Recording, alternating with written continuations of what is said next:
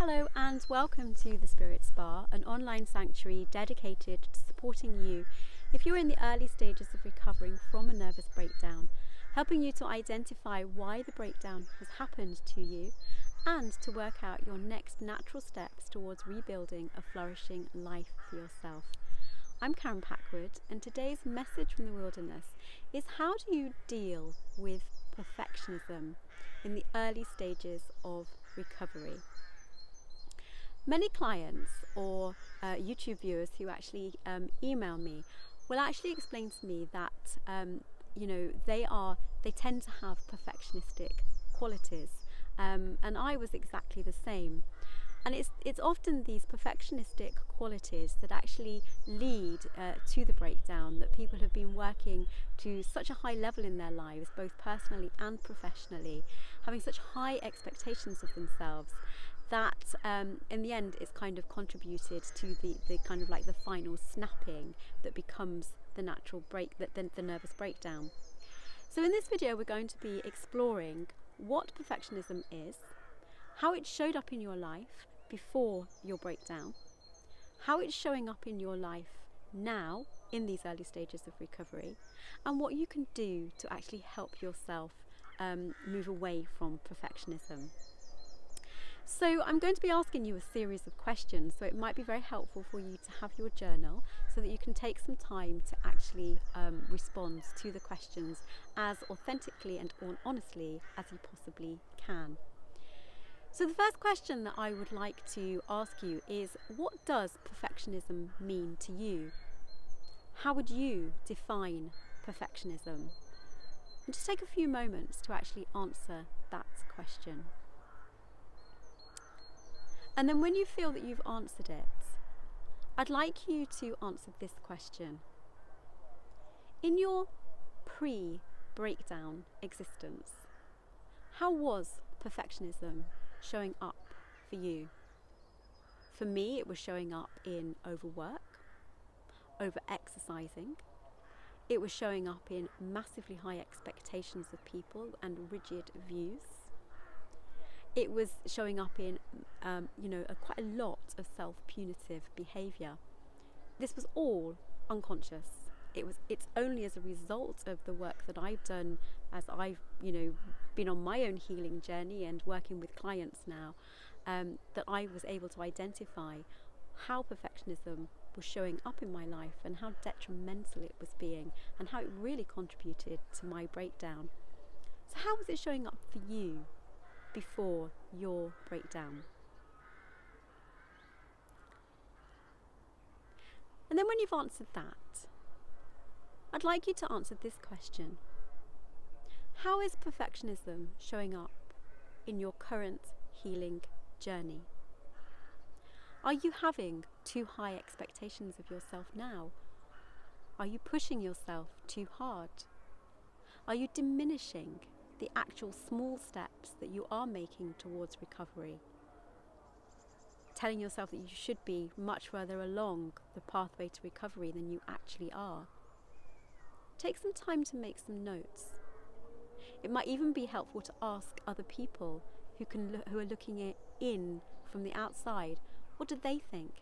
How do they think you're having too high expectations of yourself, placing perfectionistic tendencies on yourself in your own healing journey? Take some time, and if you wish to share any of your insights, please do so in the comments box below or email me at karenpackwood@gmail.com. But when you feel you've answered that question fully, I'd now like you to answer this question. For you, what is the emotion underneath the perfectionism? What drives it? And at this point, many people will say it's anxiety or fear. I would actually go further than that. I would actually say that often what drives perfectionism is terror. But just ask yourself, take some time to sit with yourself and ask yourself, for you personally, what is the emotion underlying the perfectionism, driving it? And then when you've done that, ask yourself, how old were you when you first experienced this particular emotion? and take some time, and you might know this immediately, or it might take you a little bit of time to actually think about it.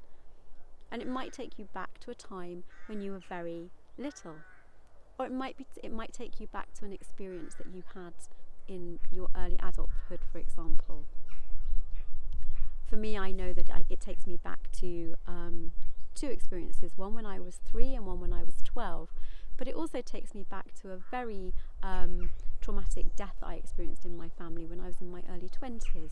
And I'm actually going to create some more videos about those experiences to explain how they've contributed to my breakdown in some future videos. But just ask yourself, how old were you? What memories come up? What thoughts and what feelings? And then when you've done that, I want you to take some time to imagine yourself at that age. Imagine, it's almost as if you can imagine, let's say for example it's the 12-year-old as it was in my case.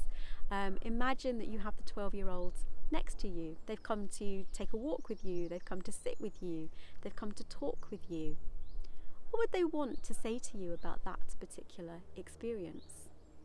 What do you want to say to them now to encourage them and support them, that they don't have to carry those feelings anymore, they're not in that experience anymore? I encourage you to have a dialogue and ask them what they're feeling, what they need. Remember the clean talk from my previous video. I feel because I need. I feel because I want. Allow the 12-year-old, the 3-year-old, the 15-year-old, the 20-year-old, whatever age has come forward for you. It could be 40, it doesn't matter what the age is. But allow that part of you to come forward. Have a conversation with each other. Talk about what can you do to actually support each other, knowing that you're no longer in that particular experience that triggered those particular emotions. Take time with it, don't rush. And then when you're ready, thank these parts of yourself for stepping forward, and you can continue to have conversations with them over the next few days and months, as long as you need to, while you're actually working out the root cause of this particular perfectionism. And then bring yourself now back into your everyday life, recovering here in your own age as you are now. What can you do now to do things a little bit differently, to give yourself less of a hard time, to praise yourself for the things that you are doing well, the steps forward that you are taking?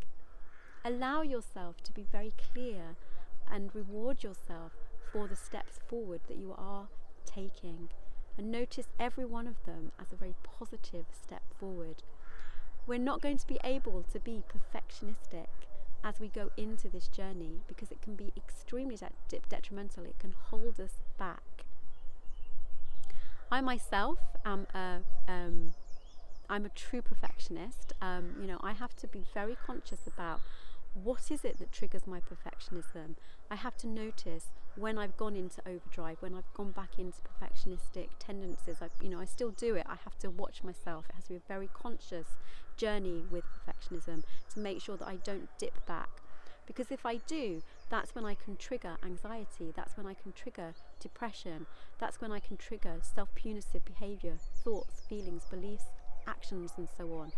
So it's a very, very conscious partnership with perfectionism to try and release it as much as you possibly can, but to know that if it's deeply ingrained, it might also always be something that you have, but to be very conscious with it so that you can check yourself before you tip too much into it.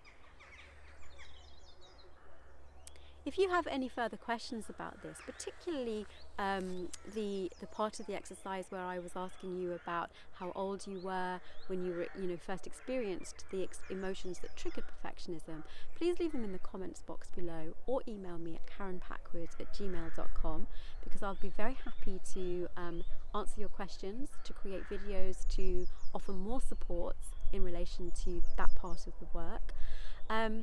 And if there's anything else that you would like me to answer questions on in relation to any aspect of your recovery journey, please let me know by emailing me at karenpackwood@gmail.com.